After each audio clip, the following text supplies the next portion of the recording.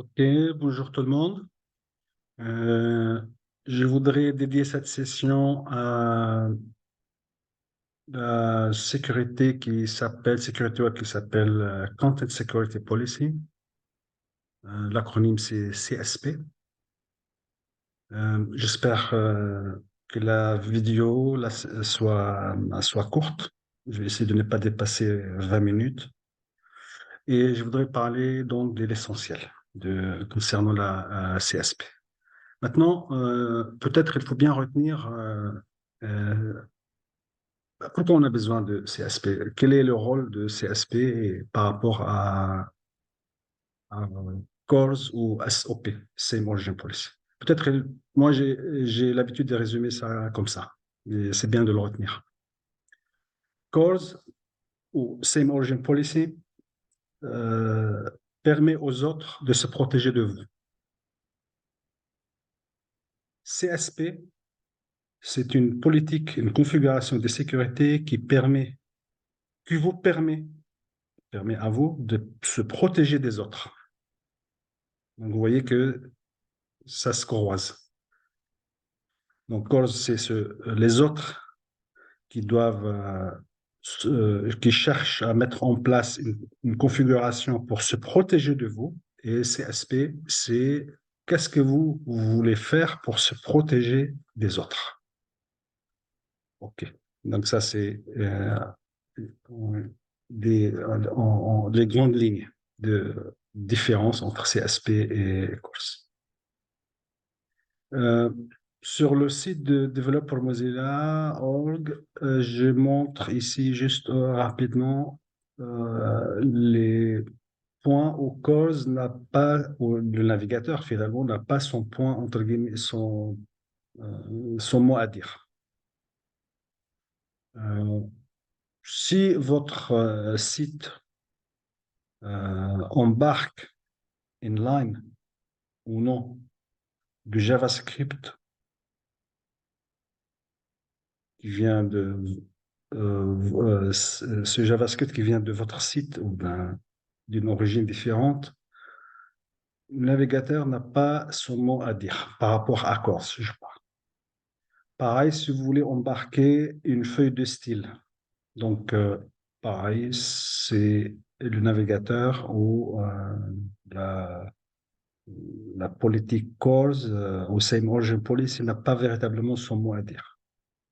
Il laisse passer. Il considère, même si c'est cross origin request, il laisse passer la requête. La requête va partir, vous allez récupérer ces ressources-là. Et d'autres ressources statiques, généralement, c'est pour résumer ça, toutes les ressources statiques qui sont demandées que vous demandez à intégrer, à embarquer dans votre site, Cause n'a pas vraiment son mot à dire. D'où le besoin de voir qu'est-ce qu'on peut faire pour nous protéger de ces ressources statiques. Ces ressources statiques, comme je viens de dire, ça peut être une feuille de style, un code JavaScript, un objet multimédia. Ici, donc, même je peux embarquer un iframe, etc. Donc, tout ça, c'est la cause n'a pas son mot à dire.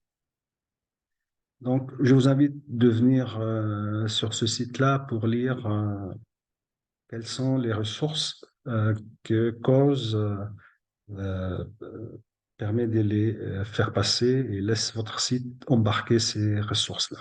Donc ça, c'est le site, c'est Developer Mozilla. Donc, je vous montre maintenant le site. Je vais travailler maintenant sur seulement une application essentiellement. C'est l'application disponible sur le domaine a.fr et A.AHP, donc c'est le script qui m'intéresse sur ce site-là. Et au début, ici, je demande à embarquer dans mon site, c'est-à-dire le domaine a.fr, une feuille de style qui appartient à un autre domaine. Je l'ai appelé styleb.css et qui vient du domaine b.fr et moi je suis sur domaine a.fr. Donc c'est une ressource statique mais qui vient d'une origine différente ou d'un domaine différent. Ici, I am site A, je suis le site A, j'ai embarqué un style en ligne, on appelle ça inline. Pour H1, j'ai défini la propriété classe égale test et je vous montre immédiatement donc la feuille de style B disponible sur domaine B.fr. Donc, cette ressource style B.cs n'appartient pas à domaine A. Donc, ici, il n'y a pas grand-chose. C'est juste le body, ça va être dans couleur light blue. Et la règle concernant la classe .test, elle est là. Je mets le texte en rouge, la marge et la font family, elle est là. Donc, j'embarque tout ça dans, je fais appel à cette ressource statique à partir d'un domaine différent, c'est-à-dire mon domaine, domaine A.fr. OK. Quel est l'effet de tout ça? Et aussi, laissez-moi vous montrer, j'ai un script JavaScript ici, JS, qui vient aussi de domaine B.fr. Je l'ai appelé aussi script B.js. Il est là. Et j'ai un script ici, laissez-moi juste corriger ça, inline, qui appartient à domaine A.fr. Donc, on appelle ça un script inline. J'enregistre ça. J'y vais sur le domaine site A. J'ai rafraîchi la page et voilà le script qui vient de site B. C'est exécuté. C'est juste une alerte, hein, une fonction alerte. OK. Donc ça vient de site B. C'est exécuté, pas de souci. Le script inline embarqué dans ma propre page domaine A.fr, c'est exécuté. J'ai mis un petit texte aussi, script.js from myself. Je veux dire par ça, c'est le myself, c'est le domaine A.fr lui-même. OK. Et voilà, yes, I am Sita. OK. Ça, c'est en rouge et ça, c'est en bleu. En bleu, parce que j'ai embarqué, c'est inline, j'ai mis la couleur bleue, et rouge, ça vient de la feuille de style qui appartient à domaine B, et vous avez bien les alertes qui sont bien exécutées. Donc là, il faut faire quelque chose pour protéger domaine A.fr peut-être de ces ressources statiques qui viennent d'autres sites, d'autres endroits, et il faut faire une configuration par rapport à vos propres besoins. Donc, je vais commencer par, je remonte un petit peu ici, et j'utilise la fonction d'habitude PHP header, mais on peut embarquer, on peut mettre en place une configuration CSP dans la page HTML même. Par exemple, ici, mais je l'ai mis en commentaire, vous le voyez, meta, HTTP, etc., égale Content Security Policy, et je mets ma politique de sécurité. OK, je peux le faire comme ça. Je préfère mettre cette configuration en place avec des fonctions PHP. OK. Donc moi, j'ai commenté tout, juste pour commencer par vous montrer petit à petit à quoi on va faire face au fur et à mesure de quand j'ai mis telle configuration, quels sont les problèmes qu'on va se prendre, ainsi de suite. Donc, la première chose à faire, je voudrais mettre l'entête ici, HTTP Content Security Policy, 2 points. Donc, ça, c'est le nom de l'entête. Et ça, c'est la directive Default Source. Donc, c'est votre politique CSP par défaut. Donc, si vous n'avez pas des règles, c'est ça la règle par défaut qui s'appliquera. Et ici, la directive, ici, j'ai mis en place une directive. La valeur de cette directive-là, c'est self. C'est-à-dire, je fais confiance à moi-même et seulement à moi-même. Je fais confiance. Donc, ici, l'idée, c'est d'empêcher les ressources statiques qui viennent d'autres endroits d'être exécutées dans le navigateur. Et on va voir maintenant les erreurs qu'on va ramasser suite à ça. Donc, tout à l'heure, je vous ai montré que le fond était bleu.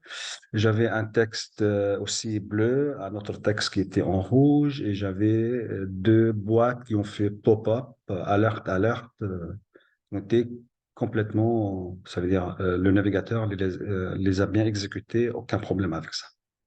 Maintenant, on a mis self. Ok, on va voir la réaction du navigateur en mettant cette configuration.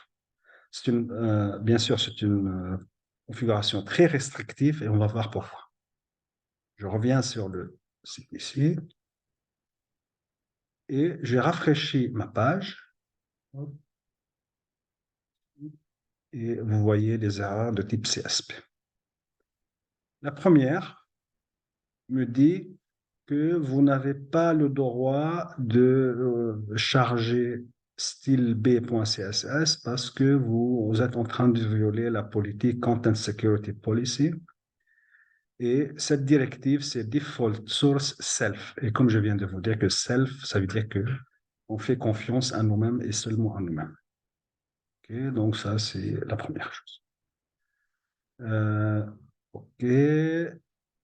Il n'a pas ici, regardez, refused inline execute because, pareil, le script JavaScript inline aussi a été empêché d'être exécuté. Et le fichier, le script.js aussi a été empêché. Donc, le navigateur, il a appliqué la directive, Content Security Policy Self, il empêche tout. OK. Donc, nous, on va relaxer un petit peu notre configuration CSP et on va... Donc, ici, je commente cette ligne et je commente la ligne qui vient après. Ici, je garde la politique CSP par défaut, c'est self, mais j'autorise, regardez ici, comme je suis en train de surcharger la politique par défaut, quand même, je demande au navigateur d'exécuter les scripts. Par exemple, ici, un script JavaScript qui est inline, embarqué dans la page même. Et par exemple, ici, ce script-là. Okay. Bien sûr, en autorisant ça, on est en train d'affaiblir notre mécanisme de protection contre les attaques XSS, parce que le XSS, c'est une injection, c'est un script qui vient d'ailleurs et qui est embarqué dans votre propre page. OK, mais nous, ici, on est en train juste de comprendre l'effet de chaque politique et de chaque configuration. Donc, insafe inline, j'exécute, je rafraîchis ma page, je veux tout effacer et je vois que script.js from myself a été exécuté parce que je l'ai autorisé dans ma configuration. Okay. Et vous voyez que la feuille de style CSS n'a pas été appliquée et ici, ImSite A en bleu a été exécuté parce que c'est un style qui était inline aussi. Donc, ça s'applique à cette ligne-là. Donc, quand vous autorisez insafe inline, cette propriété sera exécutée et le code JavaScript qui est là sera exécuté. Par contre, on ne peut pas exécuter script b.js et les ressources qu'on embarque ici, CSS et JS. Donc, comment faire pour faire confiance à domaine B, par exemple? Donc, vous, comme je viens de dire, je l'ai dit au début que CSP, c'est vous voulez vous protéger des autres. Mais on se protège des autres, mais parfois on a envie d'autoriser certains domaines. C'est parce qu'on fait confiance à ces domaines-là. Et je remonte, je commente cette ligne, je commente la ligne qui vient, la ligne suivante. Et qu'est-ce qu'on a ici? Toujours Content Security Policy, default, c'est la politique par défaut, c'est self. Et ici, point virgule, espace, script source. Là, je suis en train de surcharger la politique par défaut. On a le droit. Donc, il y a une politique par défaut, mais exception, si on ajoute d'autres directives. Ici, script source, ça veut dire que ça parle de JavaScript. Et donc, je fais confiance à domaineb.fr. Okay. Et là, je n'ai pas mis une safe inline. Okay. Donc, on va enregistrer ça. Je reviens ici, j'efface tout. Regardez, ça, c'est bleu. Hein? Script.js coming from site B a été exécuté. Et bien sûr, le script inline a été empêché. Et même, le style inline a été empêché. Donc, il me dit ici clairement qu'il n'a pas pu embarquer la feuille de style qui s'appelle styleb.css. Parce que j'ai autorisé, je fais confiance à domaine B pour JavaScript,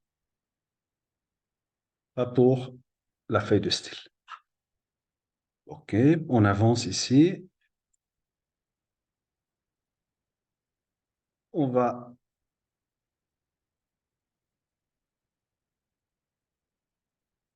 donc garder ça et on va accepter style source. Donc, on va autoriser, on fait confiance à domaineb.fr si j'ai une feuille de style.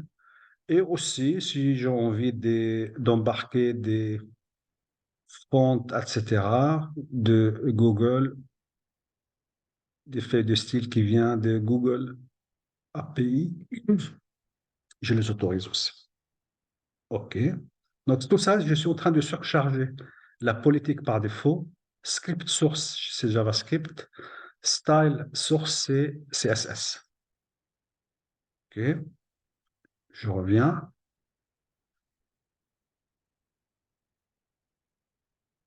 Ça, c'est bon. Je fais confiance. Et le style n'a pas été exécuté, à mon avis. Pour quelle raison? Est-ce que j'ai bien ici style source domaine b.fr? Oui, j'ai mis bien autorisé. Et pour quelle raison il n'aime pas? Attendez, je m'excuse parce que je n'ai pas. C'était pas ça. C'est normal parce que je n'ai pas modifié ça. Ok, ça c'est bon.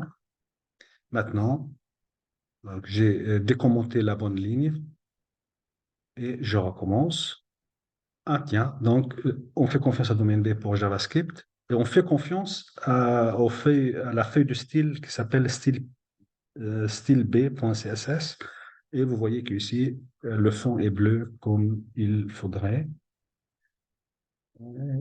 Si je garde style du CSS, vous voyez, il a bien appliqué cette feuille de style. OK. Bien sûr, il continue à se plaindre d'autres erreurs parce que j'ai inline dans mon code, du code JavaScript inline et il ne l'autorise pas. Donc, il me demande de faire quelque chose pour faire passer ça. Donc, ou je fais unsafe inline, comme ça je le fais passer, ou maintenant, ce qu'on peut faire, hop, on peut donc revenir à PHP. Je commente cette ligne.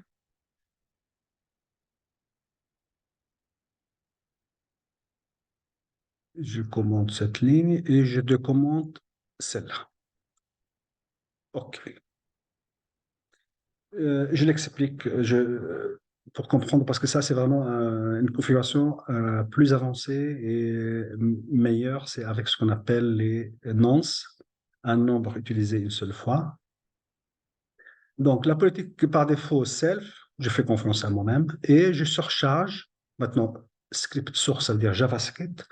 Je fais confiance au script qui dispose d'un attribut qui s'appelle nonce et dont la valeur est égale à cette valeur-là, cette chaîne de caractères.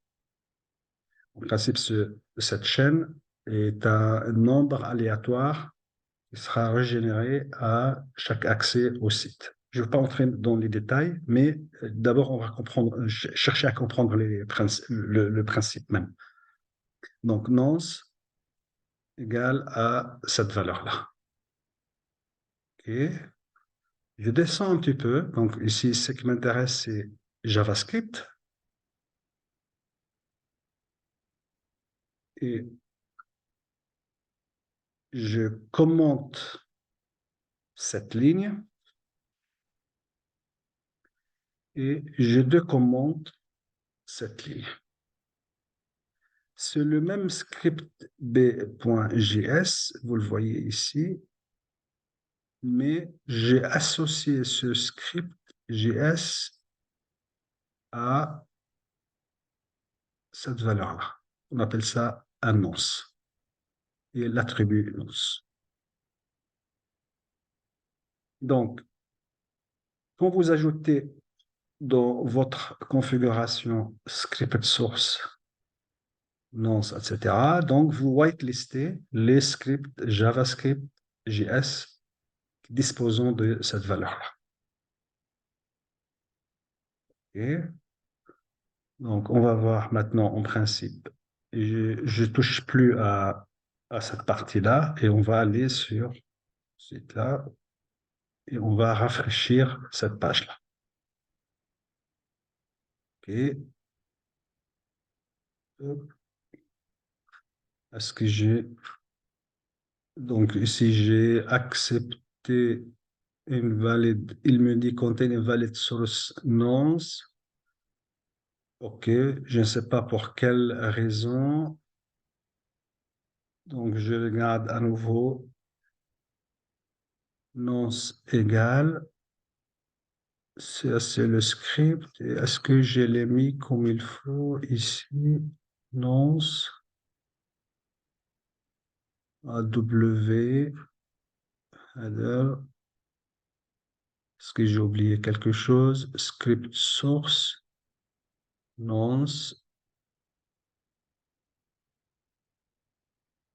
Et j'ai mis nonce égale. Je crois que c'est bon. Est-ce qu'il y a une erreur quelque part? Non.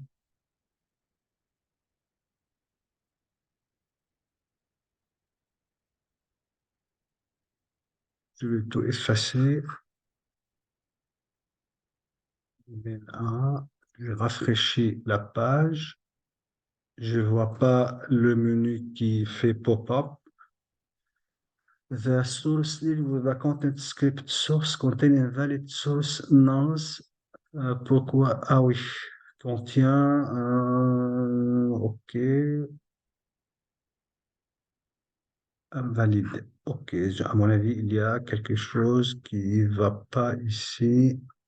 Un W5Z.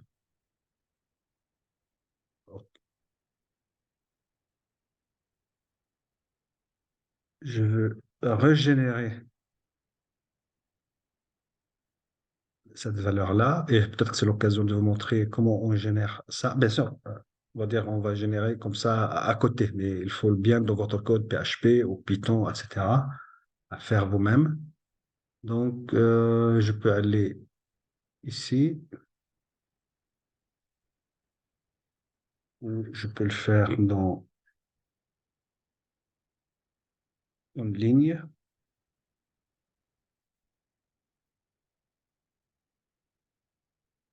Alors, je fais ça. Bien sûr, il y a des sites qui sont capables de générer ça automatiquement. Alors, je l'ai perdu, c'est pas grave. On va faire ça comme ça. Donc, echo, bonjour,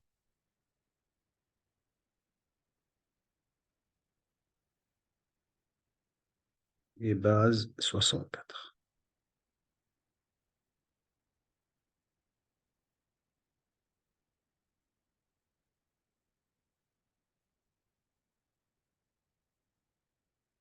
Et je prends cette valeur-là, je reviens sur le site, Je mets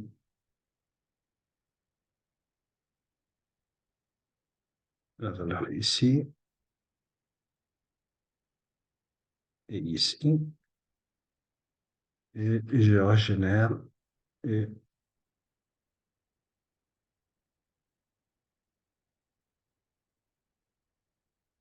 encore une chose, je voudrais aller dans paramètres et vider le cache ici, effacer, recommencer et ça va pas. Bon, arrêtez le partage.